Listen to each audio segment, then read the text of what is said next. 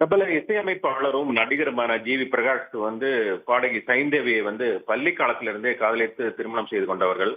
10 ஆண்டுகள் காதலராக இருந்து கடந்த 2013ஆம் ஆண்டு திருமணம் செய்து கொண்ட இருவரும் 12 ஆண்டுகள் கணவன் மணியாக இருந்தார்கள். இந்நிலையில தான் யாருமே எதிர்பாராத விதமாக கடந்த 2024ஆம் ஆண்டு விவாகரத்தை அறிவித்தார்கள். சமூக வலைதளங்கள் மூலமாக இந்த அறிவிப்பை அவர்கள் வெளியிட்டார்கள். இதையடுத்து தான் இருவருமே, அதாவது இசையமைப்பாளர் ஜி.வி. பிரகாஷும் பாடகி சைந்தவியும் பரஸ்பரம் பிரிவதாக விவாகரத்து கேட்டு சென்னை குடும்ப நல நீதிமன்றத்தில் மனு தாக்கல் செய்துள்ளார்கள். இந்த மனு சென்னை முதலாவது கூடுதல் குடும்ப நல நீதிமன்ற நீதிபதி செல்வ சுதந்திரம் முன்பு விசாரணைக்கு வந்தது.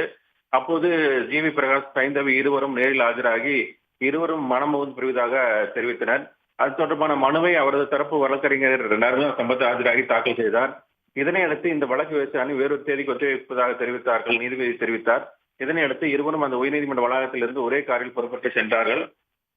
இருவருக்குமே ஜி.வி. பிரகாஷ் சைந்தவிக்கு அன்மை என்ற மகள் உள்ளார். மேலும் ஜி.வி. பிரகாஷ் பிரபல இசையமைப்பாளர் ஏ.ஆர். ரகுமானின் சகோதரி மகன் என்பதும் குறிப்பிடத்தக்கது.